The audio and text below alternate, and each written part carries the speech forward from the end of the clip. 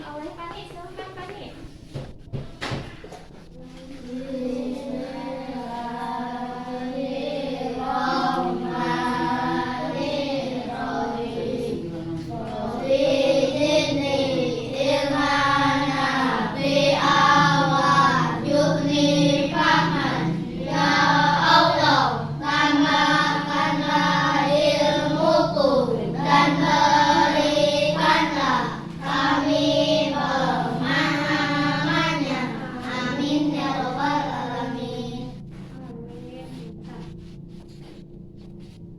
Sekarang buka buku paketnya, siapkan ya di atas meja kalian buku paketnya dan buku tulisnya. Sudah disiapkan anak-anak?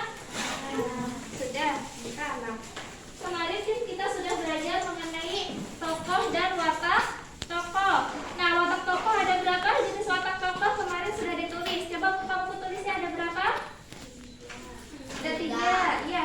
Coba Ali apa saja? Ada 3. Yang pertama Fisik, ya, kedua psikis, ya, yang ketiga psikis, ya, coba buka bukunya. Yang ketiga apa? Yang ketiga iya, keadaan sosial. Kita pandang Alia. Nah, sekarang sebelum masuk ke pembelajaran kita bermain kartu terlebih dahulu ya, atau bermain ibu mempunyai 2 amplop ya. Nah, isinya ini di dalam amplop ada kutipan atau potongan-potongan cerita. Ya, nanti ibu mau meminta tolong kepada anak-anak semua untuk maju 1 orang membantu membuka amplop ini ya. Ada yang mau maju ke depan? Fani, silakan. Ayo. Yuk, nanti dibacakan potongan ceritanya kepada teman-teman semua dan anak-anak menjawab ya. Nah, sekarang ibu mau bertanya, mau amplop A dulu atau amplop B dulu? Iya, baik, silakan Fani dibuka. Dibuka isinya ya. Buka dulu. Nah, coba Fani bacakan yang kencang ya, nanti anak-anak jawab ya. Sok, bacakan. Ani tidak bermaksud menyakitinya. Apa yang sudah dilakukan temannya sungguh keterlaluan. Ani hanya ingin memberi pelajaran agar temannya tidak terus mengganggu Ani. Watak Ani dalam kutipan cerita tersebut adalah A. Pemberani, B. Sombong, C. Usil, D. Angkuh. Nah, anak-anak apa jawabannya? A, B, C, D. A, iya, pintar. Jawabannya yaitu pemberani. Nah, jadi watak tokoh Ani di dalam potongan cerita yang tadi bacakan ini merupakan pemberani. Nah, walaupun ada seseorang yang menyakitinya, tetapi orang itu salah, maka Ani dapat menegurnya, yaitu sikapnya yaitu pemberani. Betul. Nah, silakan sekarang satu lagi ya. Ini amplop apa? B.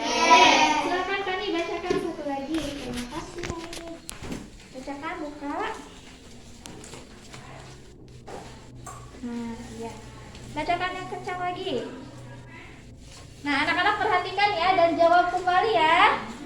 Sang kakak yang berperawakan kecil dan berwajah cantik selalu iri kepada adiknya. Padahal si adik memiliki wajah yang tidak terlalu cantik. Hanya saja dia memiliki keanggunan seorang putri tuan tanah. Ia juga memiliki sifat sabar, penyayang, dan suka menolong. Sifat-sifat itulah yang menjadikan nilai lebih dari sang kakak. Tidak heran sebagai warga desa lebih menyayangi si adik. Keadaan fisik yang dimiliki oleh tokoh kakak adalah A. Cantik tetapi iri hati, B. Cantik dan memiliki badan yang kecil, C. Cantik dan baik hati, D. Cantik dan sombong. Nah, apa anak-anak jawabannya? Tokoh kakak memiliki keadaan fisik seperti apa? Nah, baca yang pertama lagi yang kencang ini. Sang kakak Yang berperawakan kecil dan berwajah cantik selalu iri kepada adiknya. sudah. Nah, berarti tokoh kakak memiliki watak keadaan fisik apa? Berperawakan kecil dan berwajah cantik. Nah, berarti apa jawabannya? Coba A, ulangi A, B, C, D. A. Cantik tetapi iri hati, B. Cantik dan memiliki badan yang kecil, C. Cantik dan baik hati, D. Cantik dan sombong. Nah, apa jawabannya? A, B, C, D. Iya, betul. Jawabannya yaitu B. Nah, silahkan Fani duduk kembali ya. Terima kasih. Nah, tadi kan kita sudah belajar mengenai tokoh-tokoh ya di dalam sebuah cerita. Nah, kali ini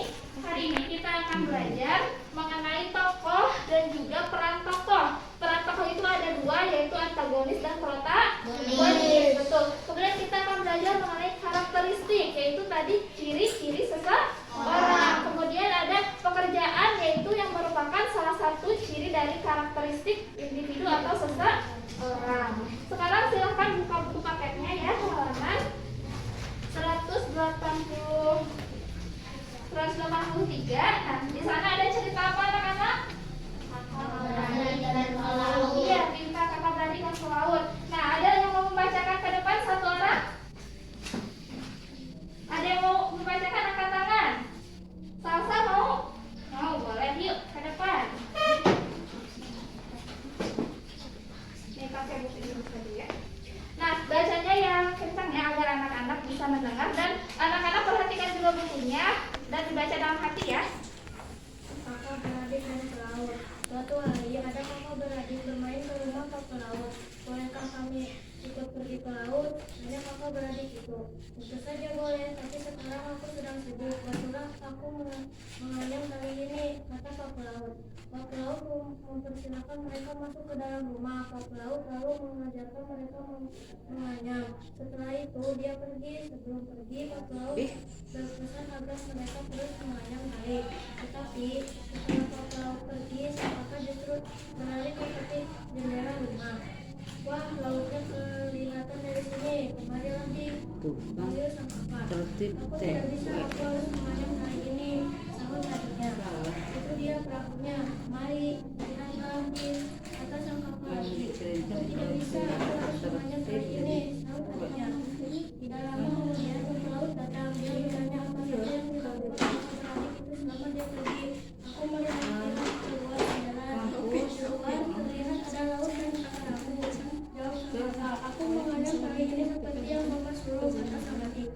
Baiklah, kalau begitu aku hanya akan mengandalkanmu saja untuk pergi ke laut, kata pak pelaut pada sang adik. Lalu bagaimana dengan aku? Aku lebih tua dan lebih pintar daripada dia. Seharusnya aku juga ikut melaut, kata sang kakak. Mungkin kau memang lebih tua dan lebih pintar, tapi adikku lebih batu. Aku nanti di laut, aku menyuruhmu mendayung, tapi kau justru memancing. Kita bisa celaka di laut, kata pak pelaut. Sang kakak pun menyesal perbuatannya. Dia hanya bisa memandang diri adiknya yang diajak pergi ke laut. Tepuk tangan dulu untuk Salsa. Ya, terima kasih Salsa. Nah, jadi anak-anak, tadi kan Salsa sudah membacakan cerita mengenai kakak beradik dan pelaut. Nah, ada berapa tokohnya di dalam cerita tersebut? Coba kita bersama-sama ya jawabnya. Satu, siapa tokohnya? Ya. Yang kedua? Ya. Yang ketiga? Iya, pintar. Jadi ada berapa? 3. Ya. Nah, sekarang apa hikmah yang dapat diambil dari cerita kakak beradik dan pelaut? Ada yang bisa menjawabnya? Ada yang bisa? Nah, jadi hikmah dari cerita kakak beradik dan pelaut ini, kita sebagai anak ataupun sebagai misalkan anak-anak bangsa ya, kita harus patuh kepada orang yang lebih tua. Nah, tadi kan kakak tuh disuruh untuk menganyam kali, tapi kakak itu malah ke tepi jendela dan melihat laut ya. Berarti kakak di dalam cerita ini tidak menjalankan perintah sang kakak laut, betul. Jadi sikap atau peran tokoh kakak ini antagonis atau protagonis?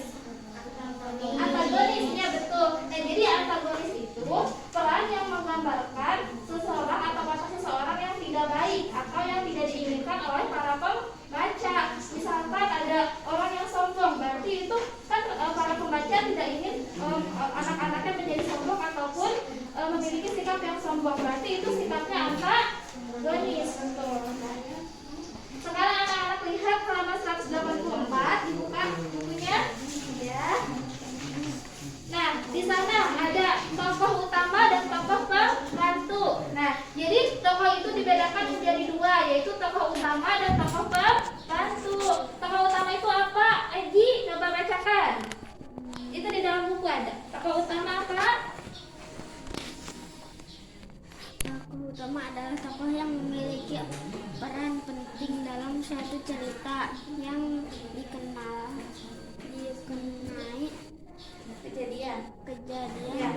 Sudah cukup. Nah, jadi apa katanya kata Iji? Tokoh utama adalah tokoh yang sangat penting. Nah, jadi misalkan nih, ibu ada contoh ya, si Kabayan. Nah, ceritanya itu si Kabayan mengambil pohon pisang di kebunnya. Nah, berarti tokoh utamanya siapa? Kabayan, betul. Nah, sekarang yang kedua ada tokoh pembantu. Nah, ada yang tahu tokoh pembantu itu apa? Iya, tokoh tambahan, betul. Nah, jadi misalkan tadi melanjutkan cerita si Kabayan ya. Di dalam cerita si Kabayan itu ada orang yang menjual bakso, misalkan ada penjual bakso. Nah, penjual bakso itu termasuk tokoh pembantu atau tokoh utama?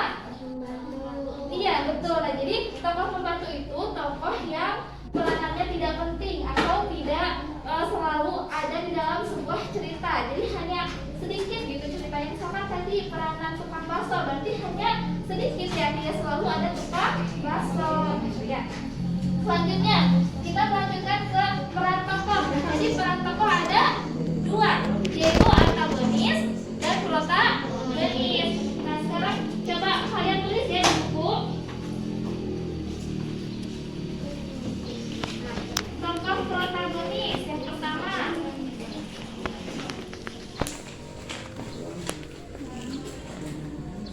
Tokoh protagonis yaitu tokoh apa?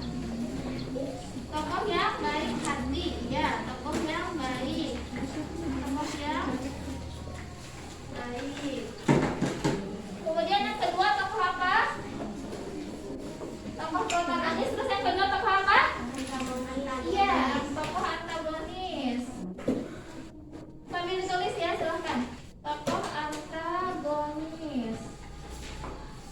Nah, berarti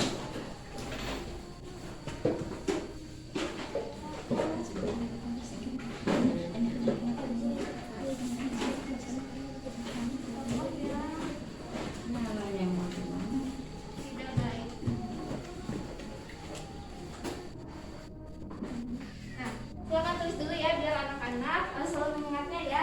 Nah, tokoh protagonis yaitu tokoh yang memiliki watak yang baik. Kemudian tokoh antagonis yaitu tokoh yang tidak baik atau memiliki watak yang buruk, misalkan tidak diinginkan oleh para pembaca seperti itu. Jadi tokoh antagonis ini di dalam ceritanya kadang suka menimbulkan konflik. Apa itu konflik?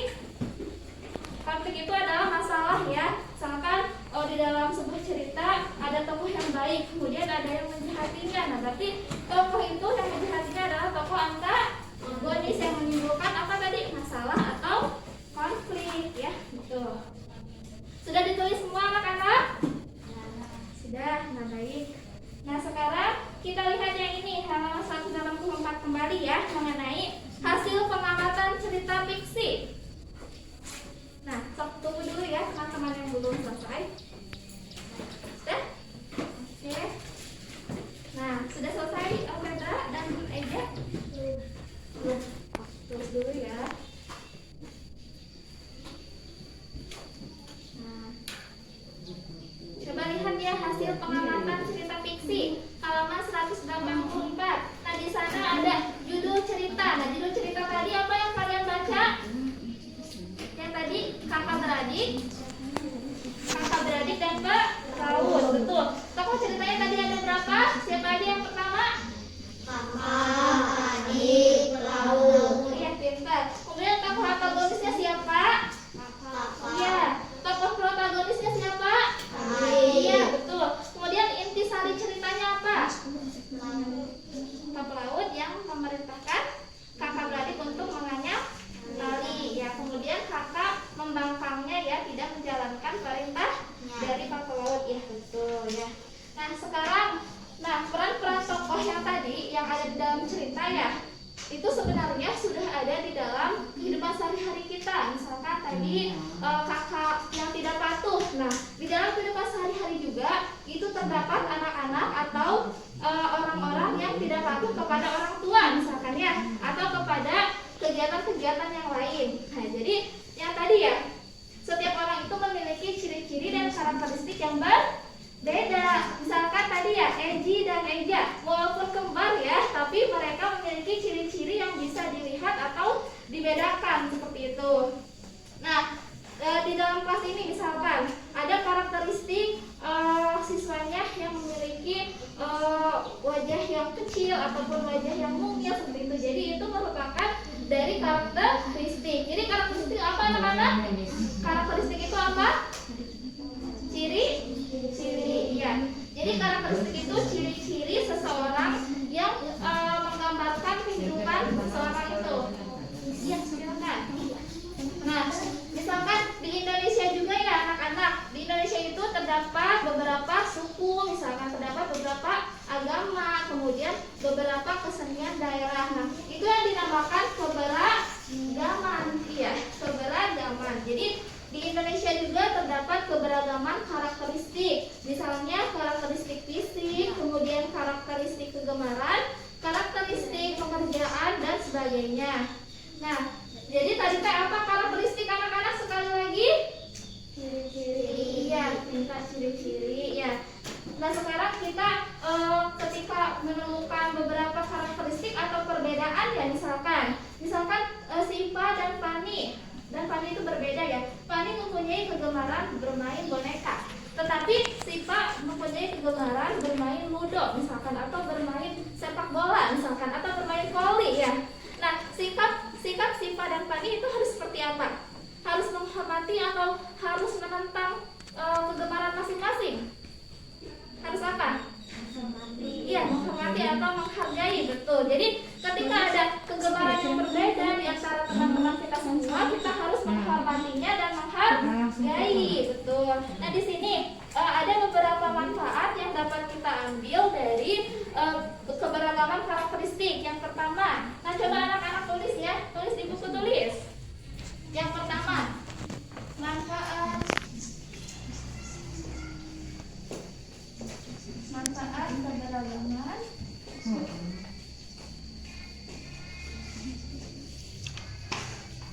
karakteristik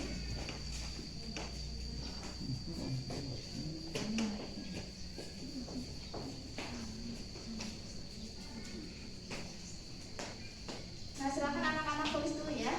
Manfaat keberagaman karakteristik masyarakat atau individu.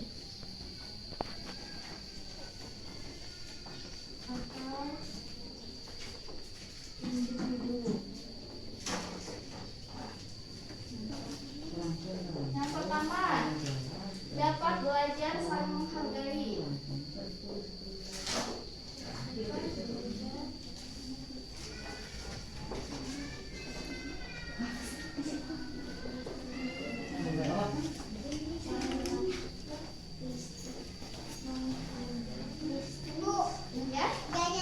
Aku ke video udah kalau video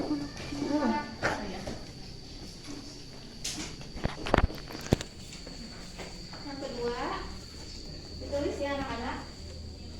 Belajar bersosialisasi.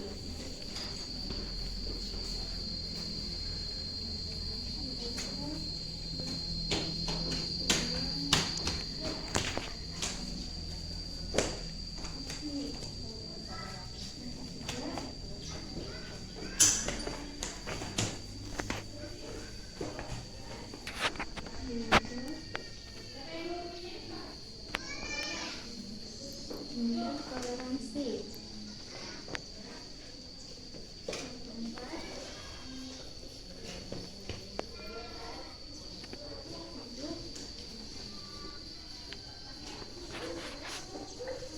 Hidup rukun. Nah, tulis dulu ya, nanti kita baca bersama-sama.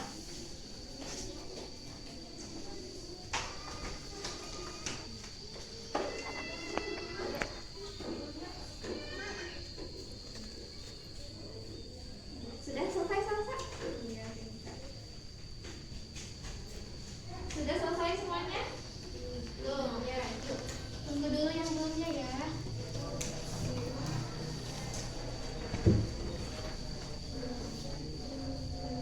Belajar toleransi, kemudian yang terakhir hidup rukun. Hidup rukun.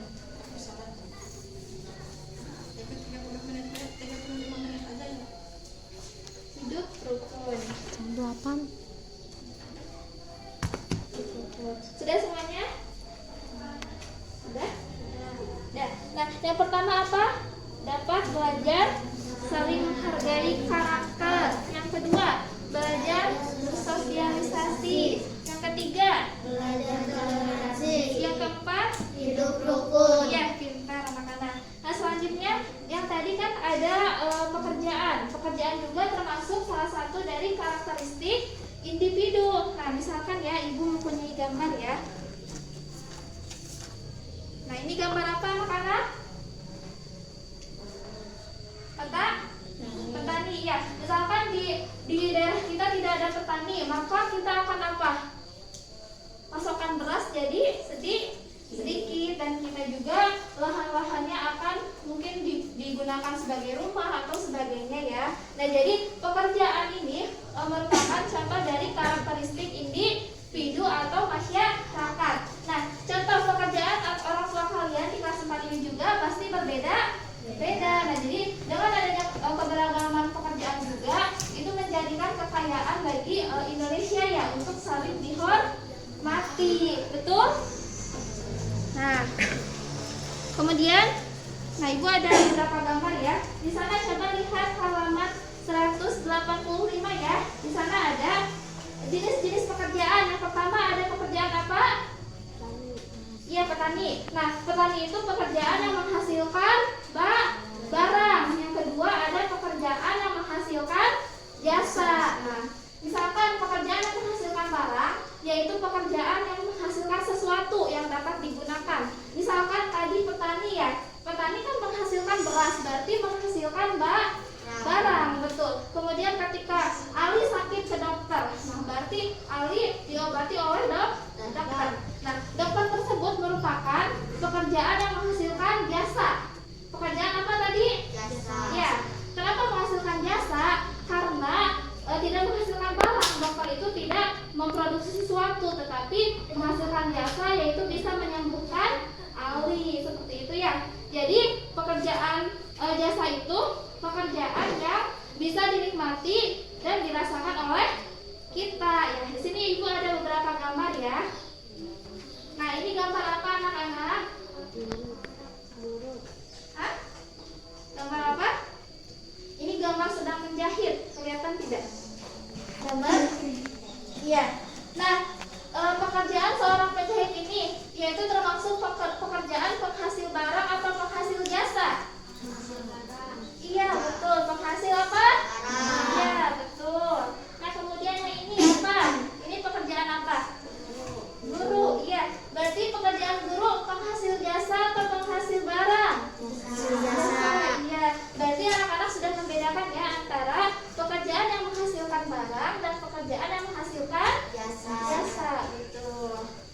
Nah ini ibu ada gambar lagi. Ini apa anak-anak? Sedang apa ini gambarnya? Iya, sapu di jalan ya, sapu penyapu jalan ya, orang penyapu jalan ya, pekerjaan yang sangat mulia ya ini, membersihkan jalan-jalan yang kotor. Nah ini merupakan pekerjaan penghasil jasa atau penghasil barang? Eja, apa ini? Jasa. Iya, penghasil jasa, iya betul. Kemudian ada lagi. Nah ini tadi sudah ibu contohkan. Ini pekerjaan apa? Iya, berarti penghasil barang atau penghasil jasa? Jasa. Iya, betul. Kemudian yang ini? Laut. Iya, pelaut atau disebut nelayan. Iya, nelayan menghasilkan barang atau menghasilkan jasa? Iya, barangnya berupa apa? Ikan. Iya, hasil ikan, betul. Nah yang terakhir. Nah ini apa coba? Ada yang pernah naik ini? Ojek. Iya, ojek apa? Online. Iya, ojek online. Nah di kita mah belum ada ya, tapi di Kuningan sudah ada. Ya, ini pekerjaan yang menghasilkan barang atau menghasilkan jasa? Iya, penghasil jasa. Karena jasanya itu mengantarkan orang-orang yang ingin pergi ke suatu tempat. Ya, jadi pekerjaan ini pekerjaan yang sangat mulia ya, mengantarkan orang-orang yang ingin pergi. Gitu. Nah, sekarang coba anak-anak buka di buku halaman selanjutnya. Nah, halaman 186. Nah, di sana ada tabel ya. Nanti anak-anak isikan tabel tersebut ya di rumah, diisikan. Kemudian dijawab pekerjaan. Misalkan tadi petani kan kita sudah banyak ya tadi ya. Bisa ditulis di sana. Misalkan ojek online berarti pekerjaan yang menghasilkan sikap apa apa? Ya, jasa, betul. Dan nanti anak-anak tulis tabel tersebut ya. Siap? Ya, anak-anak siap. Ya, bentar. Anak-anak, tadi kan kita sudah belajar ya mengenai tematik. Nah, ini Ibu ada soal-soal teka-teki silang ya. Kita bermain teka-teki silang bersama ya. Nah, Ibu bagikan ya satu-satu. Nah, nanti diisi nama dan nomor absen.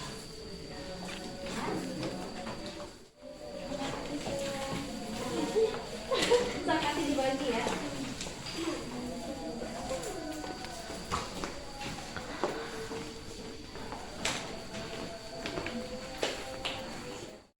Isian dulu ya teka-teki silangnya. Kita bermain teka-teki silang. Nah, nanti kita samakan jawabannya dengan jawaban Ibu ya. Siap?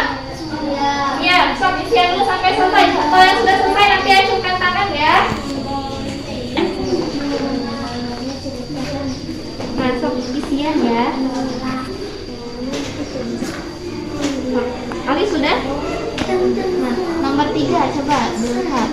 Tokoh dalam cerita yang dimunculkan untuk mendukung jalannya cerita dan memiliki peranan tidak penting. Nah, tadi yang tidak penting apa? Tokoh utama atau tokoh pembantu? Sak cuma serat berarti pembantu. Iya betul. Nah, Eja udah Eji.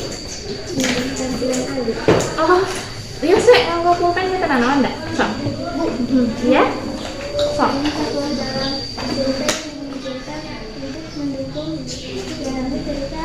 Nah, tadi kan ada dua, tokoh utama dan tokoh pembantu. Nah, kalau tokoh yang tidak penting apa? Pembantu. Coba ya di buku tadi ada tokoh pembantu. Nah, tokoh utama atau pembantu adalah tokoh yang memiliki peranan tidak penting. Berarti jawabannya apa? Pembantu. Ya, sok. Coba, betul nggak pembantu? Nomor berapa? Iya, sok. Betul tidak pembantu? Betul. Sok, diserah. Ayo Dr. Marcos, ada yang tidak paham? Ya, boleh. Salsa. 3, sok coba. Ya, sikap menghargai perbedaan. Nah, berarti tadi apa namanya? Toleransi. Nah, toleransi itu sikap menghargai. Ya, coba Salsa isikan. Itu tidak toleransi. Betul? Ya, karena sudah. Nah, Naina ada yang susah? Iya, baca coba. Sikap menghargai perbedaan dan saling menghormati terhadap orang lain. Nah, tadi kan Ibu tuh sudah menulis belajar toleransi. Toleransi itu apa artinya? Salsa tadi. Sikap menghargai. Jadi apa isinya? Toleransi isinya. Ada yang belum? Masih ada yang belum? Kami apa yang belumnya? Ya, baca. Nah, coba kan sikap menghargai itu sering disebut sebagai sikap toleransi. Nah, berarti isinya apa? Sikap menghargai perbedaan, yaitu toleransi. Berarti isinya? Iya, toleransi itu tidak toleransi. Coba. Nah, anak-anak coba lihat ke depan ya. Belajar toleransi. Toleransi itu apa? Yaitu sikap menghargai. Nah, jadi belajar toleransi sama dengan sikap menghargai.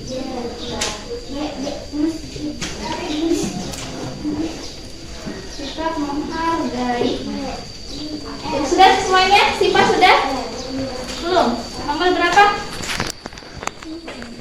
Nomor 5. Coba nomor 5 baca.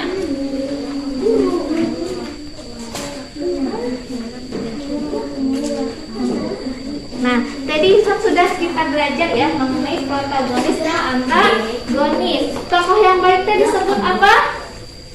Tokoh yang baik apa? Protagonis. Berarti isinya apa di dalam teka-teki? Protagonis. Serap. Sikap menghargai perbedaan dan saling menghormati terhadap orang lain. Kenapa? Tadi itu, tinggal ke depan. Belajar toleransi sama dengan saling menghargai atau sikap menghargai. Berarti isinya apa? Enggak, ya di situ pertanyaannya sikap menghargai perbedaan. Berarti isinya apa? Toleransi. Coba diisikan betul tidak toleransi. Nah, coba toleransi. Betul tidak? Betul. Yeay, udah semua? Sudah. Dira sudah semua? Yang belum yang mana? Nah, tadi yang kata ibu tuh di depan, belajar toleransi sama dengan sikap menghargai. Coba soalnya, sikap menghargai perbedaan. Nah, berarti sama tidak dengan toleransi? Sama. Berarti sok serat, toleransi. Toleransi. Tebra sudah? Nah, sudah semua? Sudah? Tunggu Febra ya, belum. Febra berapa nomor lagi? Toleransi ya ada. Yang jawabannya toleransi ada? Ada.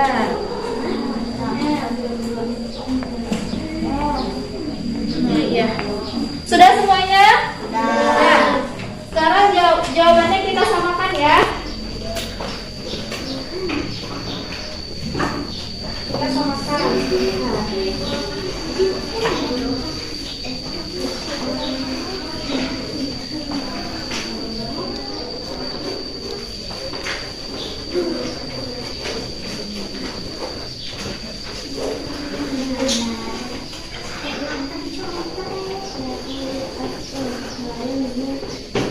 Yang betul boleh di checklist ya. Sok.